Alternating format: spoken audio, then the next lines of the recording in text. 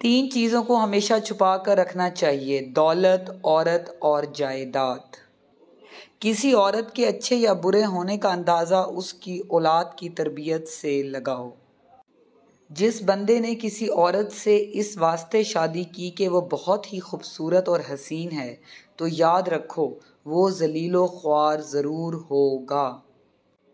सदका उसी की मुसीबत को दूर करता है जिसे सदका देना मुसीबत ना लगे।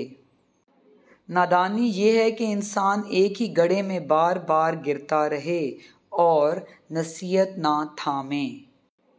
जब औरत झुक जाए तो तुम झुक कर उसकी मदद करो और उसको इज्जत की निगाह से देखो। औरत दीवानी हो जाएगी। दौलत औरत के पीछे आती है, फाख्ता का पर औरत के पल्लू से बांध दो, दौलत पीछे पीछे आएगी। जिस बात का तुम्हें पूरा इल्म ना हो उसे अपनी ज़ुबान से मत निकालो। इंतहाई बेवकूफ़ी ये है कि इंसान एक ऐसे शख्स की वजह से अपनी ज़िंदगी हराम कर ले जो ख़ुद खुशी से किसी और के साथ चहकता फिर रहा हो। औरत जैसी भी हो, मर्द की तीन चीज़ों की तरफ राग़िब होती है: पत्थर जैसा बदन, ज़हानत और दौलत।